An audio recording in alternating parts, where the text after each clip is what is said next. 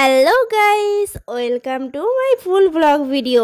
তো আজকে আমরা যাচ্ছি, সবাই মিলে যাব ঠাকুরনগরের মেলাতে। আর তার জন্য এখানে ট্রেনে উঠেও পড়েছি। আর আমি ফার্স্ট টাইম যাচ্ছিলাম এই মেলাটাতে। তো এর জন্য প্রথমে আমরা গিয়েছিলাম বনগাঁয়, আমার কাকি বাড়ি। সেখান থেকে আবার নেমে ট্রেন পাল্টাতে হয়। তার জন্য প্রথমে যাব কাকি বাড়িতে, সেখানে ব্যাগ ট্যাগ রেখে ড্রেস চেঞ্জ করে একবারে রেডি হয়ে তারপরে যাব। তার জন্য দেখো এখানে ঠাকুরনগরের মেলাতে যাবার জন্য আমি পুরোপুরি রেডিও হয়ে গেছি। এরপর আবার ট্রেনে করে আমরা পৌঁছে গিয়েছিলাম ঠাকুরনগরের মেলাতে। তো আমি না ফার্স্ট টাইমই এই ঠাকুরনগরের মেলাতে এসেছিলাম। আর এর আগেও একবার আসার জন্য এসেছিলাম, কিন্তু মা আমাকে বনগাঁ কাকি বাড়িতে রেখে নিজেরাই চলে এসেছিলো, যেহেতু খুব ভিড় হয় তার জন্য আনিনি। আর তারপর এখানে দেখো কোনো রকম আমি ভিড়টা ঠেলে জাস্ট মন্দিরে ঢোকার চেষ্টা করছি আর কি। এরপর ফাইনালি ঠাকুরের দর্শনটাও পেলাম। আর এখানে দেখো স্ক্রিনে দেখাচ্ছিল যে মেলাটাতে ঠিক কি পরিমাণ ভিড় হয়েছিল, সেটাই সবাই এখানে মেনলি স্নান করার জন্য আসে এই ঠাকুরনগরের মেলাটাতে। আর এই মেন মন্দিরের পিছনেই আরেকটা মন্দির ছিল, এখানে সেই মন্দিরটাই ছিলাম।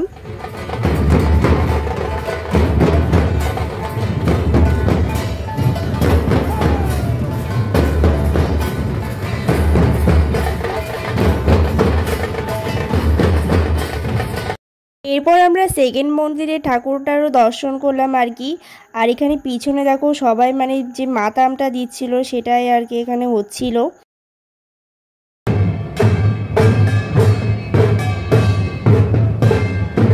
আর এরপর দেখো এখানে এই মেয়েটা তো যে ঠাকুরে ভর করে সেরকমই হয়েছিল, তার জন্য দেখো এখানে সবাই জল টল দিচ্ছিল আর কি।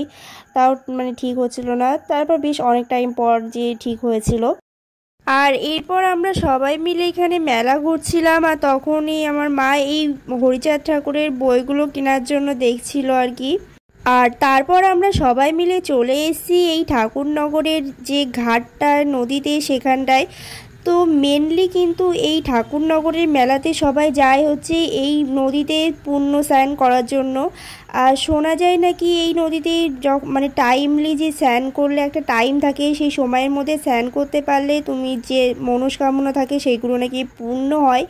কিন্তু আমরা যখন গিয়েছিলাম সেই টাইমটা ছিল না, তার জন্যই দেখো ভিড়টা তাও একটু কম ছিল। আর যদি টাইম করে যেতাম তাহলে পুরো আরও অনেকটা বেশি ভিড় থাকতো। আর এরপর এখানে আমি নামছিলাম আর কি। আর বেশ জায়গাটা কাদা কাদা হয়ে গেছিলো, যেহেতু অনেক মানুষই স্নান করে তার জন্য। আর তারপর এখান থেকে আমি একটু চোখ মুখ ধুয়ে নিচ্ছিলাম। আর তারপর সবাই মিলে চলে আসি আবার মেলাতেই।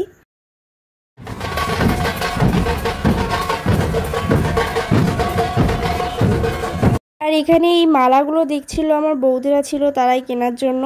আর তারপর মেলা টেলা ঘোরা কমপ্লিট করে এরপর আমরা বাড়ির জন্য চলে আসি। তো এরপর দেখো এটা ছিল পরের দিন। আগের দিন রাত্রে তো আমরা মেলা টেলা ঘুরে বাড়িতেই চলে আসি। আর এরপর সকালবেলা থেকে দেখো এখানে আমার কাকির বাড়িতে দল ওঠে, সেখানটায় তো এখানেই সব নাচা গানা চলছিল। এখানে হরিবোল দেয়া হয় আর কি। তারপর সবাই মিলে নগর কীর্তনে বেরোয়, আর কাদামাটি খেলা হয় এবং রং খেলা হয়। তো সবাই মিলে সেইগুলোই করছিল, প্রায় 3-4 ঘন্টা ধরে এইগুলো একটানা চলে। আর এখানে দেখো আমার একটা বৌদি খেলবে না বলে ঘরের মধ্যে বসে শুয়েছিল, আর তখনই আমার মা গিয়ে জোর করে রং টং মাখিয়ে দিয়েছে আর কি। আর তারপর দেখো এখানে সবাই মিলে ওই কাদামাটিই খেলা চলছিল। আর এরপর এখানে দেখো এই দাদাটাও আমার মতন খেলবে না বলে যাই হোক সাইড করে দাঁড়িয়েছিল। আর এরপর জোর করে কাদামাটি খেলার জন্য নিয়ে গেছে। তো হয়ে গেল আজকে ওই দাদাটার কাদামাটি জাস্ট খেলিয়েই ছাড়বে। আর এরপর যাই হোক তারপরেও বেশ অনেকক্ষণ ধরে এইসব চলছিল। আর এখানে দেখো আমি সকাল সকাল আমি খেলবো না বলে যার জন্য আমি সকাল সকাল স্নানও করে নিয়েছিলাম, আর আমি ঘর থেকে ভিডিও করছিলাম।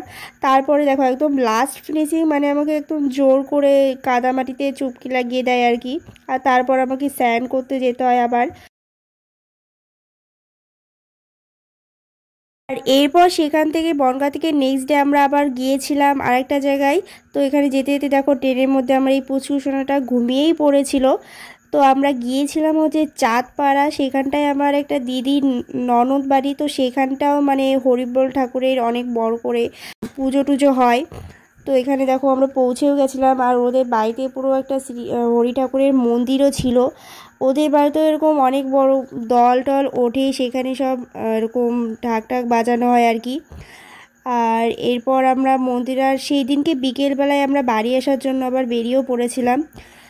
আর এখানে দেখো এই 2-3 দিন মানে ঘুরে আমি এতটা ক্লান্ত হয়ে গেছিলাম। আর তারপর আসার দিন ট্রেনে বেশ ভিড়ও হয়েছিল, তার জন্য আর একটা জায়গায় পেয়েছিলাম, তো সেখানেই কোনোভাবে বসি আর খুব ক্লান্তও হয়ে গেছিলাম।